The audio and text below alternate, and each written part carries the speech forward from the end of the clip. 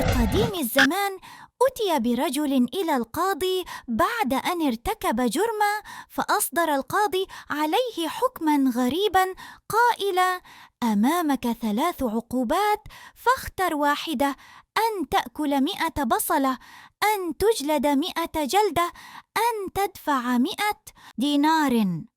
وقف الرجل حائرا لا يدري ما يختار، فعاد إلى بيته واستشار زوجته، فقالت له بثقة: البصل هين يا رجل، ابن عم العسل، يأكله الكبار والمرضى، وإن أكثروا منه لا يضر، كله وخلصنا. اقتنع الرجل وعاد ليأكل البصل، 1، 2، 3، حتى بلغ 64، فإذا به يتوقف فجأة جاحظ العينين مشوش الفكر، يمسك ببطنه ويصرخ: كفى، لا أقدر.